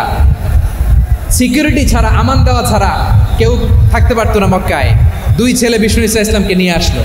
নবী কাবার চারদিকে তাওয়াফ করলেন, নামাজ পড়লেন। আবু জাহেল, উতবা, শাইবা, ওয়ালিদ ইবনে মুগীরা সবাই দেখে, কেউ কিছু করতে পারে না। কারণ মুতঈম ইবনে আদি ঘোষণা দিয়েছেন আমি মুহাম্মদকে আমান দিয়েছি, মুহাম্মদের গায়ে যেন কেউ স্পর্শ না করে। আওয়াজ করে পড়েন সুবহানাল্লাহ। নবীর এই বিপদকালে মুহূর্তে মুতঈমের হৃদয়টারে নরম করে দিল কে? আচ্ছা লালমনিরহাটের ভাইয়েরা বলেন, এই মুতঈম কি মুসলিম ছিল না মুশরিক? সবাই বলতে হবে মুসলিম না মুশরিক। তাহলে মুশরিকের কাছ থেকে নবী পলিটিক্যাল অ্যাসাইলাম, আধুনিক রাষ্ট্রবিজ্ঞানের ভাষায় পলিটিক্যাল অ্যাসাইলাম, যেটাকে বলে রাজনৈতিক আশ্রয়, ওনার আমান বা নিরাপত্তার এই ঘোষণায় তিনি মক্কায় ঢুকলেন। যতদিন নিরাপত্তা ছিলেন। মোতেম যখন মারা গেল, বিষ্ণু ইসলাম হিজরত করে মদিনায় চলে গেলেন। সুবহানাল্লাহ। কিন্তু মোতেম যে বিশ্বনবীর উপকার করছে এটা বিশ্বনবী ভুলে নাই। আমাদের অনেকে আছে উপকার করার পরে আর খেয়াল থাকে না, খাওয়ার পরে গলা দিয়ে নামলে আর খেয়াল থাকে না, এরকম আছে না নাই? আমার নবী ভুলে নাই। বদরের প্রান্তরে 70 জন কাফেরকে যখন বন্দি করে বিশ্বনবীর সামনে হাঁটু গেড়ে দাঁড় করানো হলো, বসানো হলো, 70 জন কাফের। কয়জন? বিশ্বনবী তাদের দিকে তাকিয়ে বললেন, সহিহ বুখারীর বর্ণনা, লাউ কানাল মুতঈম ইবনু আদি হাইয়ান সুম্মা কাল্লামানি হাউলাইন নাতনা লা তারাকতুহুম লাহু। বদরের প্রান্তরে 70 জন বন্দী কাফিরের দিকে তাকিয়ে আমার নবী বললেন, আজকে মুতঈম ইবনে আদি যদি বেঁচে থাকতো আর তোমাদের 70 জনের ব্যাপারে যদি মুতঈম এক বাক্যে একটা সুপারিশ করতো, তার সম্মানে আজকে তোদের সবাইকে আমি মাফ করে দিতাম। সুবহানাল্লাহ নাই? ওই যে চিল্লাচিল্লি যে কথা বোঝে নাই, কোন জিনিস মিস করছে ওরা নিজেরাও বোঝে নাই। বিশ্বনবী মুতঈমের এই সাহায্যের কথা বলে নাই। 70 জন মুশরিক হাঁটু গেড়ে বসা, নবী চাইলে এখনই এক্সিকিউশন অর্ডার দিতে পারে। তিনি বললেন, আজকে যদি মুতঈম বেঁচে থাকতো আর মুতঈম যদি তোদের জন্য সুপারিশ করতে, এই আবর্জনাগুলোর ব্যাপারে সুপারিশ করতে, আমি মুহূর্তেই তোদেরকে এমনি মাফ করে দিতাম। এবার বলেন, ইসলাম কি ন্যারো মাইন্ডেড না ব্রড মাইন্ডেড? শুধু তাই নয়, যাকে যে সম্মান দেয়ার আমার নবী দিতেন, হোক আস্তিক হোক নাস্তিক, হোক মুসলিম হোক অমুসলিম। বিষ্ণু ইসলাম যখন রোমান সম্রাটের কাছে চিঠি লিখেছেন, আমার প্রিয় লালমনিরহাটের ভাইরা, অল্প কয়েক মিনিট কয়েকটা জরুরি কথা বলবো, এদিকে তাকান, এদিকে তাকান।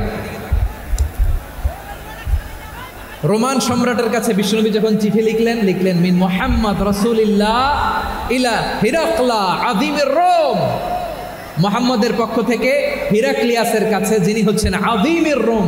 এটা নবী নিজ থেকে বানায় লিখছেন, অতিরিক্ত সম্মান দিয়ে। কোনো রাষ্ট্রপ্রধান যখন আসে তাদেরকে আমরা কি বলি জানেন? তার নামের শেষে HE এটা লিখতে হয়, H.E. মানে হিজ এক্সেলেন্সি। কি লেখে? হিজ এক্সেলেন্সি অথবা ইউর হাইনেস, ইউর ম্যাজেস্টি। দেখেন, বিশ্বনবী সাল্লাল্লাহু আলাইহি ওয়াসাল্লাম সব নবীদেরও নবী। তিনি একজন মুশরিক খ্রিস্টান সম্রাট, রোমান সম্রাটের কাছে চিঠি লিখতে যায়, লিখতেছে ইলা হিরাকলা আযীমের রোম। হিরাক্লিয়াসের কাছে আমার চিঠি, যিনি রোমের আযীম, হিজ হাইনেস, মানে রোমের অনেক সম্মানিত এক বাহাদুর। আওয়াজ করে বলেন সুবহানাল্লাহ। তার মানে যাকে যে সম্মান দেয়ার এটা বিশ্বনবী দিতেন। এমনকি যেই ইহুদিরা ভালো ছিল, এই ইহুদিদেরও প্রশংসা করেছেন বিশ্বনবী মুহাম্মদুর রাসূলুল্লাহ সাল্লাল্লাহু আলাইহি ওয়াসাল্লাম। এক ইহুদির প্রশংসা করেছেন বিশ্বনবী। ইহুদির কার? আমি তো আমার ভাইয়ের প্রশংসা করি না, আমি তো এক আলেম আরেক আলেমরে স্পেস দেই না,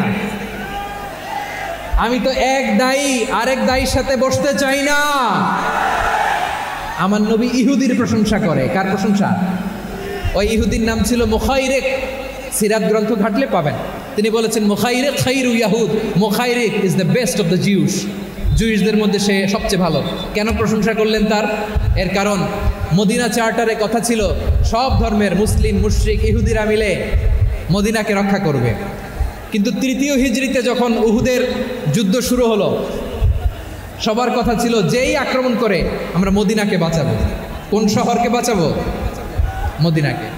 কিন্তু কুরাইশরা যখন অ্যাটাক করলো, ইহুদিরা আর আসে না,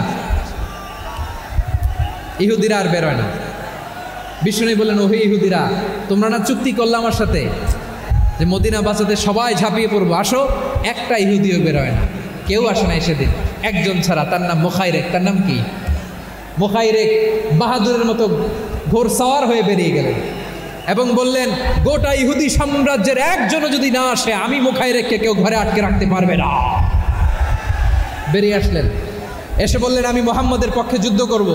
আমি মারা গেলে আমার সম্পদ আমার উত্তরাধিকারীরা পাবে না, আমার সম্পদ তোমরা মুহাম্মদকে দিয়ে দিবা। সুবহানাল্লাহ বলেন। উহুদের ময়দানে 70 জন মুসলমান শহীদ হলো, এই ইহুদি সেও মুসলমানের পক্ষে যুদ্ধ করে নিহত হলো। সুবহানাল্লাহ বলে। মুসলিমদের লাশ যখন নিয়ে আসা হলো, এই মুখাইরিকের লাশও নিয়ে আসা হলো। মুসলিমদের লাশের পাশে মুখাইরিকের লাশ দেখে বিশ্বনবী মুখাইরিকের প্রতি অনেক খুশি হলেন। আর বিশ্বনবী খুশি হয়ে বললেন, মুখাইরিক খৈরু ইয়াহুদ, মুখাইরিক যদিও তুমি ইহুদি, তারপরে তুমি সব ইহুদিদের মধ্যে সেরা ইহুদি। পড়েন সুবহানাল্লাহ। আমার নবী ইহুদিকেও সম্মান দিতে কার্পণ্য করে নাই। আওয়াজ করে বলেন আল্লাহু আকবার। প্রিয় ভাইরা, এবার সর্বশেষ আওয়াজ করে বলেন, ইসলাম কি ন্যারো মাইন্ডেড নাকি ব্রড মাইন্ডেড? সবাই বলেন ন্যারো মাইন্ডেড না ব্রড মাইন্ডেড? এজন্য অমুসলিম হইলেই তারা আমাদের শত্রু নয়। শত্রু কারা? এই লালমনিরহাটের ভাইয়েরা শুনেন, শত্রু কারা? যে সমস্ত অমুসলিম আমাদেরকে নিশ্চিহ্ন করে দিতে চায়, যে সমস্ত অমুসলিম আমাদের ভূখণ্ড থেকে আমাদেরকে তাড়িয়ে দিতে চায়, যে সমস্ত অমুসলিম আমার ধর্ম নিয়ে তুচ্ছতাচ্ছিল্য করে চিল্লায় বলেন ঠিক কিনা, তারা আমাদের শত্রু। সাধারণ অমুসলিমরা আমার শত্রু নয়। এই যে হিন্দুরা থাকে এরা আমার ভাই, বৌদ্ধরা আমার ভাই, খ্রিস্টানরা আমার ভাই, ইহুদিরা আমার ভাই। তারা দিনই ভাই নয়, তারা মায়ের পেটের ভাই নয়, তারা মানবিক দিক থেকে ভাই। ও মানুষ, আমিও মানুষ। ইসলাম মানুষকে সম্মান করে, চিল্লায় বলো ঠিক কিনা। যারা আমাদের অস্তিত্বকে নিশ্চিহ্ন করতে চায়, যারা আমাদের ভূখণ্ডকে দখল করতে চায়, যারা আমাদেরকে নিয়ে মকারি করে, ফান করে, টিটকারি করে, আমার ধর্ম নিয়ে খেলা করে, তাচ্ছিল্য করে, ওদের বিরুদ্ধে আমাদের জিহাদ। সাধারণ মুসলিম আমাদের শত্রু নয়। আপনি জানেন নিউ ইয়র্কে, আমি তো নিউ ইয়র্কে ছিলাম অনেকদিন, ওখানে ফিলিস্তিনিদের পক্ষে যখন আমরা মিছিল করেছি, অনেক ইহুদি আমাদের সাথে মিছিলে দাঁড়িয়েছে। কারণ ওরাও জানে এই ভূখণ্ড ফিলিস্তিনিদের ভূখণ্ড। আওয়াজ করে বলো লালমনিরহাট ঠিক কিনা। ইসরায়েলের রাজধানী খোদ তেল আবিবে অনেক ইহুদিরা বেঞ্জামিন নেতানিয়াহু তার বিরুদ্ধে মিছিল করেছে। তো তারা কি আমাদের শত্রু? না। অনেক খ্রিস্টান আমাদের সাথে আমাদের স্বার্থ রক্ষায় আমাদের পাশে দাঁড়িয়েছে। খেয়াল রাখবেন, হিন্দু আর হিন্দুত্ববাদ এক নয়, ইহুদি ধর্ম আর জায়নিজম এক নয়। জায়নিজমের বিরুদ্ধে আমাদের সংগ্রাম, আমাদের জেহাদ, চিল্লায় বলেন ঠিক কিনা। এই যে ফিলিস্তিনের ভাইরা, তারা তাদের স্বাধীনতা সংগ্রামের জন্য লড়াই করছে, করে যাচ্ছে, আমরা এটাকে সমর্থন জানাই, চিল্লায় বলেন ঠিক কিনা। কাশ্মীরের ভাইরা স্বাধীনতার জন্য সংগ্রাম করছে, আমরা সেই সংগ্রামকে সমর্থন জানাই, আওয়াজ করে বলো ঠিক কিনা। যারাই আমাদের ইসলামকে নিশ্চিহ্ন করতে চায় তাদের বিরুদ্ধে আমাদের সংগ্রাম, আওয়াজ করে বলতে হবে ঠিক কিনা। ওই সমস্ত দুর্বৃত্তদের সাথে আমাদের কোনো সম্পর্ক নাই। আমরা যদি ঐক্যবদ্ধ থাকতে পারি, ওই দুর্বৃত্তরা চান্স পাবে না। আমরা ঐক্যবদ্ধ থাকতে রাজি আছি। লালমনিরহাটের ভাইয়েরা, আমরা ঐক্যবদ্ধ থাকলে ওই দুর্বৃত্তদের কালো হাত ভেঙে দিতে আমাদের সময় লাগবে না। তাদের কালো হাত ভেঙে দিতে রাজি আছে মুসলমান? কারা কারা রাজি? দু হাত তুলে দেখাও।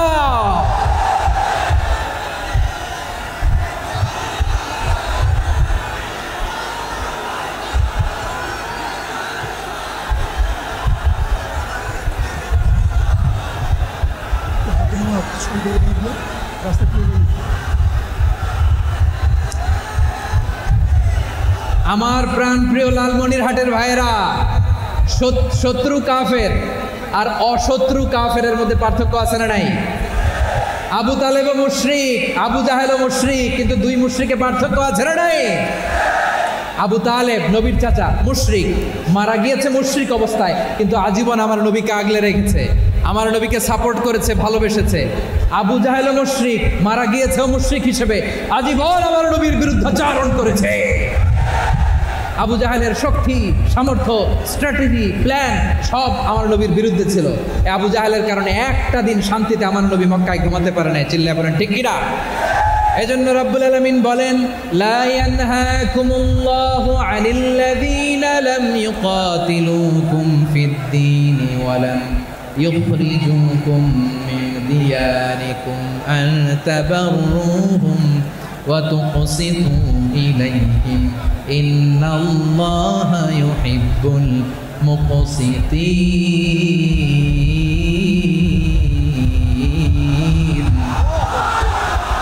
আল্লাহ বলে, গোলামেরা শোনো শোনো, যে সমস্ত অমুসলিম তোমাদের সাথে ধর্মযুদ্ধে লিপ্ত হয় না, তোমাদের বিরুদ্ধে যে সমস্ত অমুসলিম অস্ত্র ধরে না, যে সমস্ত মুসলিম তোমাদেরকে তোমাদের জন্মস্থান থেকে, ভূখণ্ড থেকে তাড়িয়ে দেয় না, তাদের সাথে ভালো আচরণ করতে আমি আল্লাহ নিষেধ করি নাই। তাদের সাথে সদাচরণে কোনো নিষেধাজ্ঞা নাই, বরং তাদের সাথে সদাচরণ করো, এটাই আমি আল্লাহ চাই। তাহলে আমার যে অমুসলিমরা আমাদের সাথে শত্রুতা করে না, তুচ্ছতাচ্ছিল্য করে না, আমাদের ভূমি থেকে আমাদেরকে উচ্ছেদ করতে চায় না, আমাদের বিরুদ্ধে অস্ত্র ধরে না, ওই অমুসলিম ভাইদের সাথে আমাদের কোনো দ্বন্দ্ব আছে? কোনো বিরোধ আছে? বরং আছে ভালোবাসা। বরং আছে কি?